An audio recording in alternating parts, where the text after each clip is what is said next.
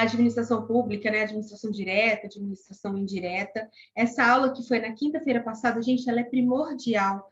Quem não assistiu, assista, não deixe de assistir. Por quê? Porque é um assunto super rotineiro na nossa vida do direito, não só em questões de concurso, questões de OAB, mas dentro do direito mesmo. Então, esse assunto que a gente está falando aqui, que está no direito administrativo 1, é um assunto assim, extremamente relevante e muito mais do que difícil, porque ele não é difícil, mas ele é recorrente. Então, o tempo todo vocês vão precisar saber quem são as entidades, quem são os órgãos da administração direta, da administração indireta, e essa é a parte que nós vamos falar disso, né? Fundação, sociedade de economia mista, empresas públicas. Então, assim, acompanhem esse raciocínio que a gente começou na aula de quinta-feira, porque, primeiro, que ele vai se desenvolver pelas próximas aulas. Então, às vezes, se você perde uma aula, às vezes é difícil a gente pegar no meio do caminho outra.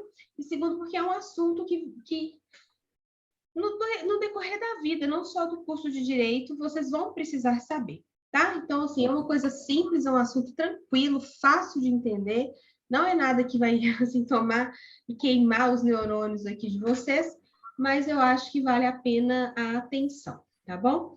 Então, falando da administração pública direta, ok? Então, o próximo assunto vai ser sobre a administração pública indireta e vamos falar dessas entidades, das autarquias, empresas públicas, fundações, por aí vai. Então, mas vamos voltar e focar na administração pública direta, né? Quando o Estado, ele diretamente vai exercer as atividades que lhe foram propostas, né? E o Estado, pessoal, como fruto da desconcentração, voltando ao conceito de desconcentração, o que é isso?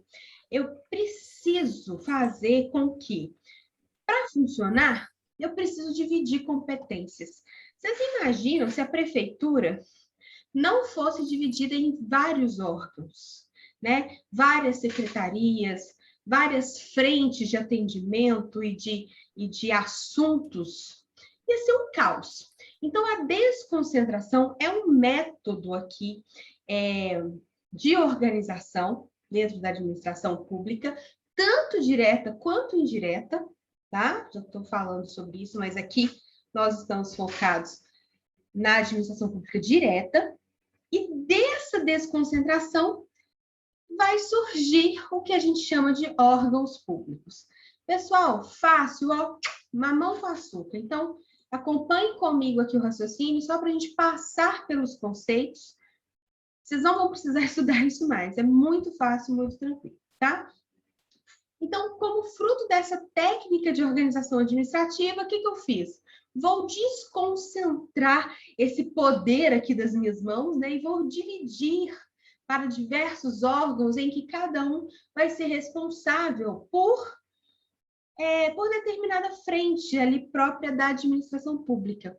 Então, quem são os órgãos públicos? O que são os órgãos públicos, né? São as unidades que integram essa estrutura de uma mesma pessoa jurídica. Pausa. Uma pessoa jurídica. Quando a gente fala as pessoas jurídicas de direito público, né? A gente tem o quê? O Estado de Minas Gerais, a Prefeitura de Belo Horizonte, a Prefeitura de Contagem, a União Federal, tá? Se a gente vai para a administração pública indireta, a gente vai chegar no INSS, na Caixa Econômica Federal. Nós vamos chegar, mas vamos pensar aqui nos grandes entes públicos para até ficar mais fácil esse entendimento. Então, quem tem personalidade jurídica? Quem que é uma pessoa jurídica? A União Federal é uma pessoa jurídica. Os órgãos públicos não são pessoas jurídicas, eles são desprovidos de pessoa jurídica, né? Eles fazem parte de uma pessoa jurídica. Bom, falei desse exemplo e vou voltar a esse exemplo. Imagina um corpo humano em que os órgãos, cada um faz uma função e juntos formam uma pessoa. Então, o que eu estou falando é o seguinte, eles integram a estrutura de uma determinada pessoa jurídica. Quando eles integram uma pessoa jurídica, é essa pessoa jurídica que é responsável por tudo. Então, exemplificando aqui, já até passando um pouquinho para frente, vamos supor que eu queira entrar contra o município de Belo Horizonte com um mandado de segurança que o meu filho não conseguiu uma vaga na EMEI, né? Nessas unidades de educação. Eu vou entrar contra quem? Eu vou entrar contra a Secretaria de Educação ou eu vou entrar contra a Prefeitura de Belo Horizonte? Quem sabe aí me responder essa pergunta? Qual é a pergunta? Quem? Que eu não vi? Sandro. A secretaria? Desculpa. Não é contra a secretaria, é contra a prefeitura. É a prefeitura que é a unidade, que é a minha pessoa jurídica.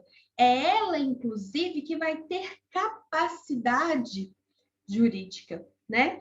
Então, o que acontece? A gente vai ter que entender, quando a gente tem esse conhecimento do que são os órgãos públicos e a diferença deles, é justamente para isso, para a gente entender contra quem, né? E de quem que é a responsabilidade.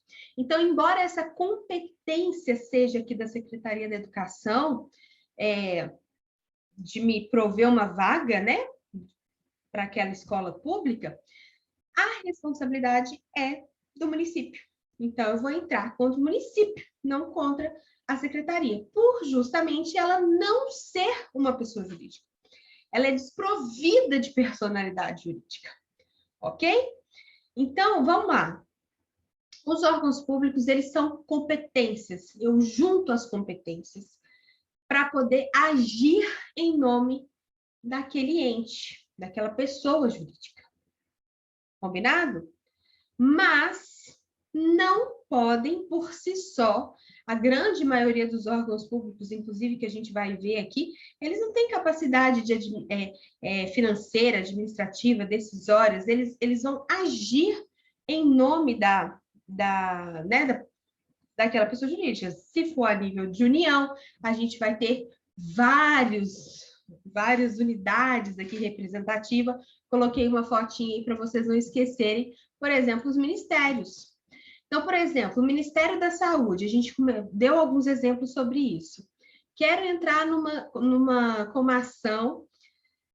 Essa é um pouquinho mais complicada, mas vamos lá, vou ajudar vocês no raciocínio.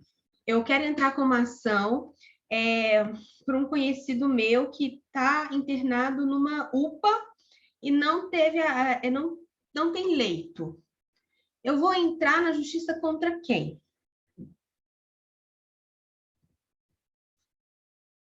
Isso aí eu estou indo um pouco mais longe, tá? Mas quem já souber, legal demais aqui. No caso da UPA, seria, no caso, a União? Também. Uhum. No caso aqui, a especificidade que eu ia falar é porque a saúde ela é responsabilidade aqui dos três entes, né? A nível de prefeitura, a nível de estado e a nível de união. Então, eu poderia entrar na justiça contra os três, tá? Integrar o polo passivo da ação, chamar os três para minha ação. Mas o que eu quero falar é o seguinte, eu não vou entrar contra o Ministério da Saúde, eu vou entrar contra a União Federal, ok? Mesmo sendo responsabilidade do Ministério da Saúde prover os recursos, distribuir os recursos para os estados e municípios e administrar esses recursos relacionados à saúde. Eu não entro contra o Ministério da Saúde, nem contra o Ministério da Educação, nem contra a Secretaria de Saúde, nem contra a Secretaria de Educação, tá? Eu vou sempre entrar contra aquele ente, que é, sim, uma pessoa jurídica. Combinado?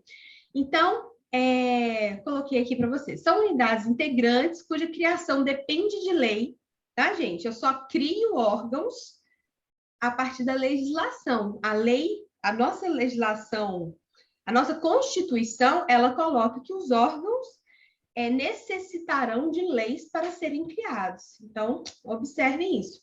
Ninguém pode sair criando órgão aí da noite para o dia, não. Tem que ser mediante lei.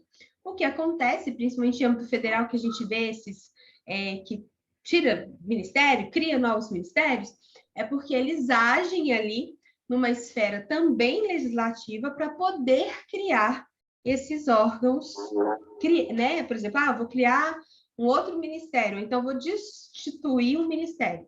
Aí a gente modifica a legislação, tá?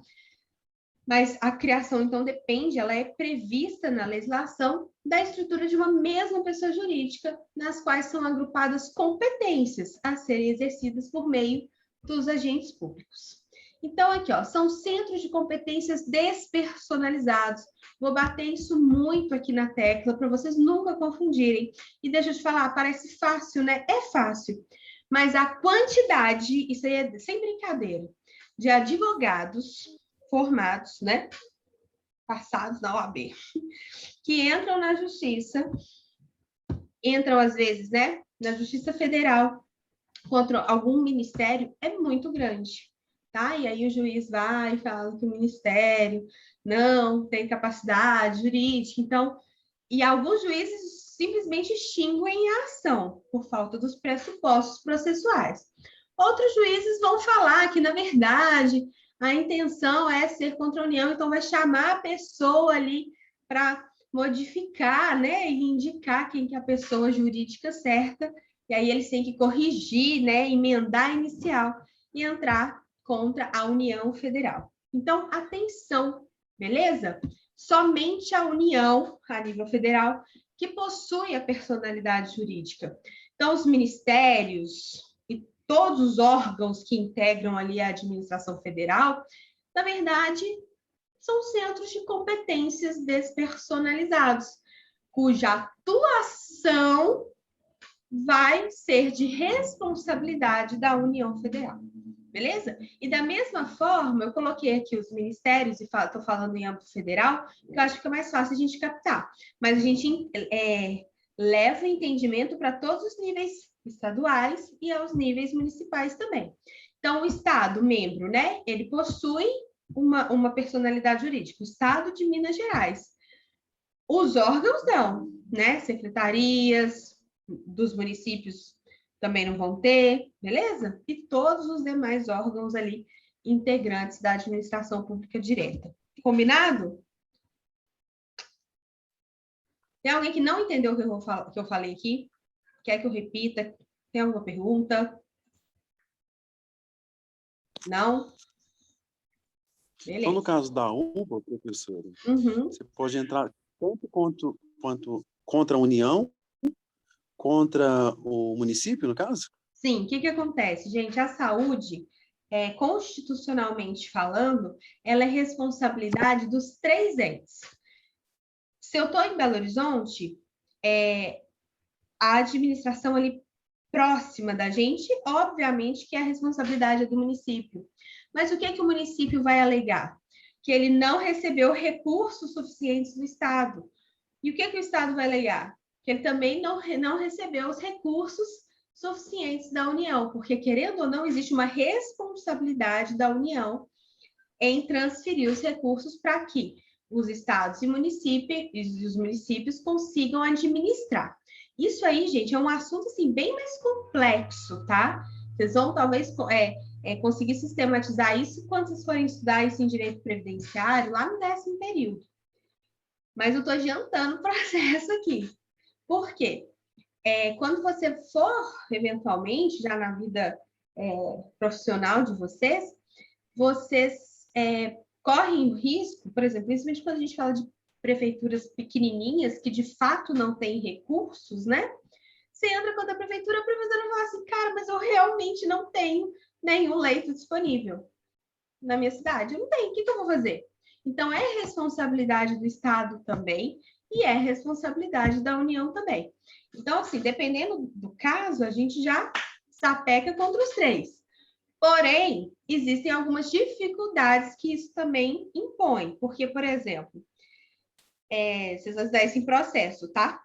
Se faz parte do polo passivo da ação a União Federal, onde que a minha ação vai correr? na Justiça Federal. Uhum. Então, eu vou atrair a competência para uma justiça muito mais especializada, que é a Justiça Federal. E, às vezes, eu prefiro que a minha ação corra na Justiça Estadual. Então, eu posso entrar apenas contra o Estado e contra o município. Ou, às vezes, se na minha cidade as varas municipais são mais rápidas do que as varas estaduais, às vezes eu opto por entrar só contra o município. Vocês entenderam? É tudo uma questão de prática. Mas você pode entrar contra os três, tá? É isso que eu quero dizer. A responsabilidade é dos três. Beleza? Professora, Oi. numa situação hipotética de você entrar contra o município, no mesmo processo, você pode mudar o polo passivo? Não, você teria que ir de novo. O que pode acontecer? Vamos supor, eu chamo só o município, mas eu queria, na verdade, chamar o estado de Minas Gerais também. Aí eu vou ter que aditar a minha inicial, né? Vou ter que corrigir ali, vou ter que peticionar novamente. E aí, pelo fato do estado de Minas Gerais ter sido incluído na LIDE, o que vai acontecer? A competência vai para as varas de fazenda pública estadual. Aqui em Belo Horizonte, a gente tem varas de fazenda pública municipal, varas de fazenda pública estadual, além da Justiça Federal. Mas se a gente estiver, por exemplo, numa comarca muito do interior, que às vezes só tem uma vara única que trata sobre todos os assuntos. Vocês já pararam para pensar nisso? Então, essa vara única vai ser competente. O que acontece é que a competência sempre vai ser preferida, né? Se a União faz parte, eu entro aqui contra a União, lá na Justiça Federal. Se o Estado faz parte, aí é na Justiça Estadual, nas varas de fazenda pública estadual. E se o município fizer parte, nas varas de fazenda pública municipal. Tá bom? Mas isso é uma opção, tá, gente? Cada caso, quando vocês forem advogados, vocês vão administrar isso da forma que for melhor. E o que acontece? Hoje, a gente tem, na justiça, de uma maneira geral, quando os assuntos são esses, né? Por exemplo, eu preciso de um leito. O juiz, eu não conheço o juiz que negou esse pedido. Eles vão, independente se é município, estado ou união, eles vão obrigar o ente a providenciar em 24 horas o leito sob pena de multa diária. Entendeu? O que acontece? Aí o município e o estado correm atrás, providencia, ou não. Às vezes eles vão pagar ali a multa diária porque eles não conseguem o leito, né? Mas é responsabilidade, tá, gente? Então, por exemplo, vamos supor que, de fato, não tenha mesmo nenhum leito público disponível em nenhum hospital público da cidade. O Estado ele tem que, inclusive, agir frente aos hospitais particulares. E os hospitais particulares, eles pelo fato deles estarem tratando ali da assistência à saúde, né? Eles precisam, sim, providenciar um leito, depois o Estado paga eles. Eles ficam aí com uma dívida do Estado. Mas, primeiro, o que é mais importante? Não é a saúde, não é o direito à vida, não é o direito à saúde, constitucionalmente falando? Então, todo mundo tem que se movimentar, inclusive hospitais particulares, se de fato não houver vaga nos hospitais públicos. Eu não sei se vocês sabem, mas como que funciona? Bom, pelo menos aqui em Belo Horizonte, o sistema é todo integrado. Eles entram no sistema, na mesma hora, eles sabem qual hospital que tem uma vaga de CTI, por exemplo. Entendeu? Então, assim, é muito fácil. Eles batem o olho no computador, eles veem que não tem vaga, ou que tem uma vaga no hospital municipal, ou então uma vaga lá no Hospital das Clínicas, que é o Hospital Federal, entendeu? Eles conseguem integrar isso tudo de uma vez só. Mas isso é só de curiosidade, viu, gente? Né? Assim, é só para vocês irem entendendo a necessidade da gente estudar e entender como que funcionam esses órgãos, a diferença das personalidades jurídicas aqui da administração. Combinado? Mais alguém quer tirar alguma dúvida sobre isso? Não? Beleza. Então, pessoal, por que eu estou sendo bem enfática aqui sobre essa questão da despersonalidade jurídica? Porque o fato da gente... pode ser que alguns de vocês, não sei, já tenham ouvido alguma pessoa falar negócio não, mas eu vi que uma secretaria ou órgão entrou com alguma ação. Existem algumas exceções, tá? Vocês não precisam se preocupar com isso, mas existem algumas exceções quando, por exemplo, aquele órgão quer questionar a estrutura da própria administração pública, sabe? Aí eles têm uma capacidade postulatória, que não é assim que a gente fala, não é capacidade postulatória, mas é uma capacidade contra outros órgãos superiores, ok?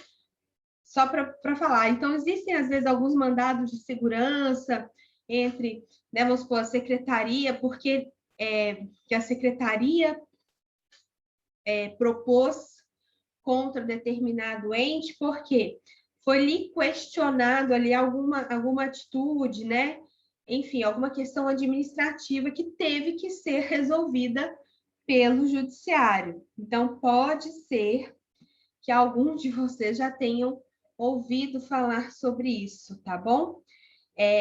Então, é uma capacidade processual do órgão público para impetrar, principalmente mandado de segurança, para ele defender a sua própria competência, quando tem alguma matéria que é controvertida ali na legislação, na Constituição, tá? Mas isso aí é uma exceção que vai ser trazida na Lei 8078, que vai autorizar os órgãos públicos a fazer isso, mesmo que eles não tenham personalidade jurídica. Mas isso aí é um detalhe, é uma exceção que eu estou comentando com vocês, principalmente para os concurseiros, né? Porque essas exceções acabam que são assuntos, né? Então, pode o órgão impetrar mandado de segurança questionando algum assunto, alguma matéria controvertida ali da sua atuação jurídica?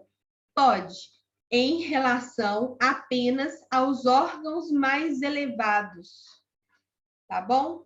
Então, por exemplo, se for uma questão, eu posso entrar contra o presidente da República questionando aquela competência que me foi atribuída, tá? Mas são coisas bem específicas, bem, assim, difíceis de se ver, mas existem essas exceções, por isso que eu estou comentando aqui com vocês, tá bom? Mas eu só estou comentando, tá? Na interativa? É comigo? Peraí, Rondinelli, você está falando comigo? Sim, sim. Pode falar de novo, então, eu não te ouvi. Pode-se dizer que está atuando, que esses órgãos podem atuar na esfera ativa e não na passiva. Isso, é isso que eu quero te falar, exatamente. Não são todos os órgãos, não, tá? É especificamente comandados de segurança quando existe alguma, assim, ofensa àquele direito líquido e certo daquele órgão. Vou dar um exemplo chulo aqui, mas vamos supor, o órgão foi lá e decidiu agir dessa determinada forma. Aí o presidente, vamos supor, o ministério, aí o presidente da República vai lá e faz o contrário. Aí, ou então fala o contrário, fala para fazer o contrário. Aí ele pode entrar, o órgão, ele pode entrar na justiça para discutir o assunto. Olha, não é assim, né? Vou entrar com mandado de segurança, inclusive, para me proteger aqui das minhas próprias funções. É um artifício que a legislação, né? A legislação, principalmente a nível constitucional, deu, por quê? Como que a gente garante que esses órgãos públicos nunca vão ter direitos ofendidos, né? Mas, na passiva, eu não entro contra eles. É uma capacidade postulatória, então quando eles estiverem como sujeito ativo. É isso mesmo. O raciocínio foi certinho, tá bom? Se tiver ficado confuso para alguém, vocês vão me perguntando, hein, gente? Professora, então, quando eu entrei na aula, você já tinha começado a explicar essa parte dos órgãos públicos aí, só para ver se eu consegui pegar o seu raciocínio. Então, se eu quiser entrar com uma ação contra algum órgão público, eu não posso. Não. Você vai entrar contra quem? Personalidade jurídica. Isso. Você vai entrar contra quem? Então, aí, no caso, igual, por exemplo, um órgão que pertence à prefeitura. Eu entro contra a prefeitura? Perfeito. É então, isso. Tá? Porque quem vai ter capacidade aqui, né, de responder juridicamente pelos atos é quem tem personalidade jurídica. E o simples órgão não tem. Então, lembrem do corpo humano, né? Eu entro na justiça contra a Tatiana, eu não entro na justiça contra um órgão sozinho, tá? Agora, o que a Constituição, ela dá uma capacidade postulatória muito restrita para esses órgãos, tá? Para quando eles tiverem o direito deles ofendido de alguma forma, eles podem, como órgão mesmo, impetrar o mandado de segurança para defender a sua competência. Por exemplo, sei lá, é um assunto que ficou decidido pelo Ministério da Agricultura. Aí o Ministério da Agricultura e o Ministério do Meio Ambiente. Vamos supor, um assunto que o Ministério do Meio Ambiente acha que ele tinha que resolver. E o Ministério da Agricultura vai lá e resolve. O que é que esse ministério pode fazer? Ele pode entrar com mandado de segurança, inclusive, para questionar o presidente da República de quem que é essa competência. Enfim, tá? Hoje eu li uma ação que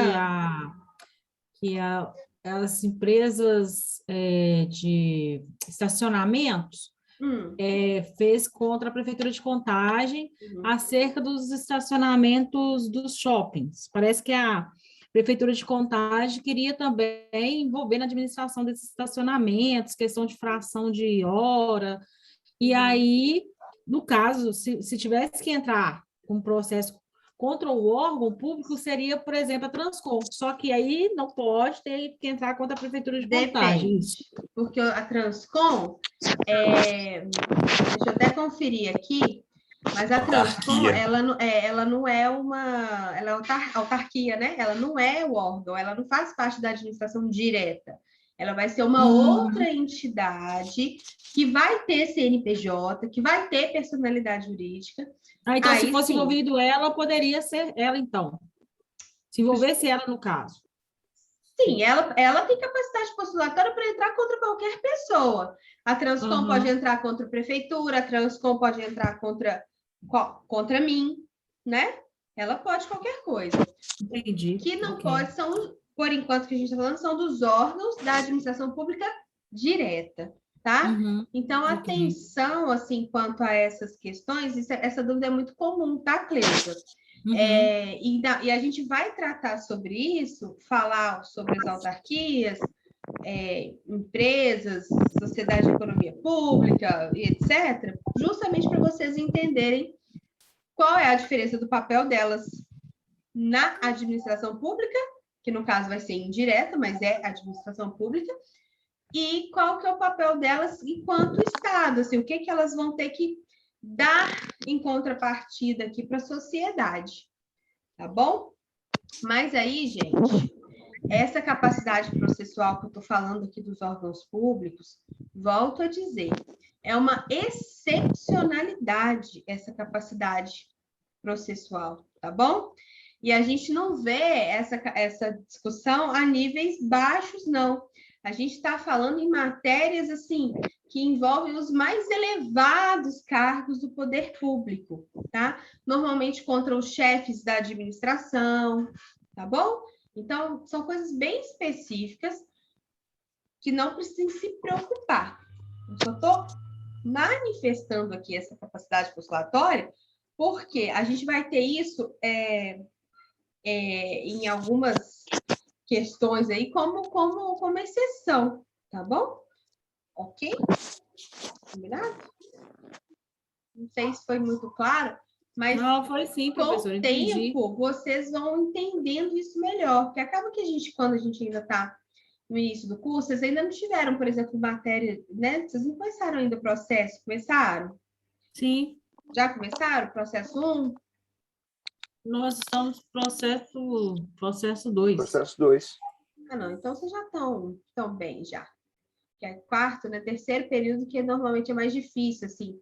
Que às vezes a gente ainda está entendendo o que são os sujeitos da ação, né?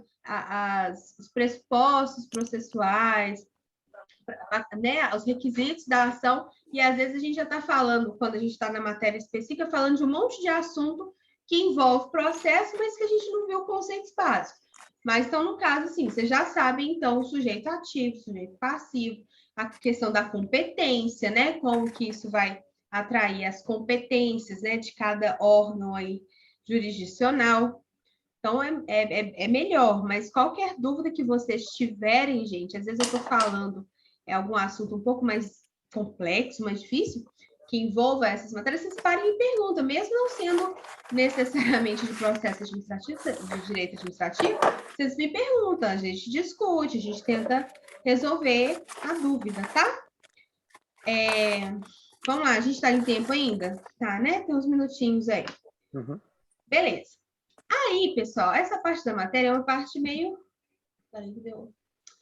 chatinha por ser teórica, mas é fácil, tá?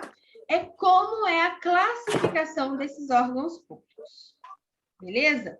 E aí eu coloquei uma classificação do livro do Eli Lopes Meirelles, porque cada autor vai ter uma classificação da cabeça dele, mas a gente vê uma maioria das pessoas que utilizam, até dos doutrinadores, que utilizam aí essa classificação que eu vou passar para vocês. Então, ela é a mais utilizada em concursos públicos e em outros autores.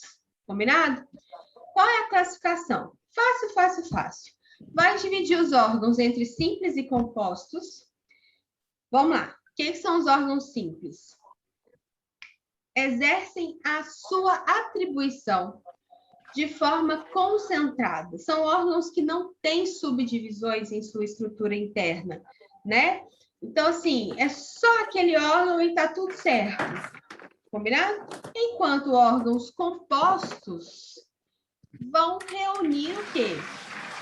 Gente, tem alguém que tá com o áudio aberto? Olha aí que tá passando o livro. Estou vendo que a pessoa está estudando, mas é só porque está atrapalhando um pouquinho. Então, atenção, tá? Os órgãos compostos, eles vão o quê? Reunir outros órgãos. Então, órgão simples é só ele. Órgãos compostos reúnem subdivisões, outros órgãos da sua própria estrutura. Vamos pensar num Ministério da Educação. Não tem um monte de órgãos que integram o Ministério da Educação? Não tem um monte de secretarias mesmo, né? Que vai, sei lá, o Ministério da Educação vai ter a secretaria que vai tratar sobre assuntos de educação básica. Outra secretaria que vai tratar de assuntos de educação superior. Ok? Então, é um órgão composto, porque ele é composto por outros órgãos. Combinado? Fácil. Não tem nenhum mistério nessa classificação, não. Tá bom? Então, sei lá, o Ministério da Fazenda. A gente tem a Secretaria da Receita Federal. Né? O Ministério da Fazenda é muito maior do que só a Receita Federal. Mas faz parte do Ministério e Secretaria da Receita Federal. Tá bom? Então, só para vocês entenderem. Simples e compostos. Outro nível de classificação são os órgãos singulares e órgãos colegiados. E aí eu vou te chamar a atenção, gente, para não confundir esses 4 grupos. Por quê? A gente vê que é fácil confundir, né? Eu explicar o conceito de simples como singular. Entendeu? É muito próxima a nomenclatura. Então, cuidado. Órgão simples e composto, fácil, ninguém vai ter dúvida.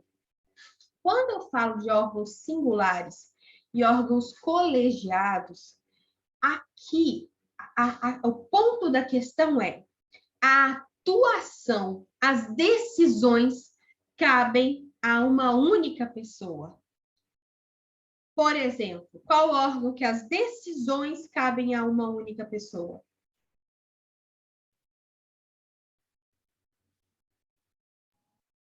Fundação Justiça. Palmares? Não, essa aí, gente. Professor, eu peguei só um pedaço da pergunta. Pergunta Presidente foi. da República, professor. Obrigada. Quem falou? Larissa. Larissa. Presidente da República. O presidente da República tem um monte de funcionário ali trabalhando junto com ele. Mas o órgão da presidência da República, a decisão cabe a ele, ao chefe ali, ao representante ali, tá?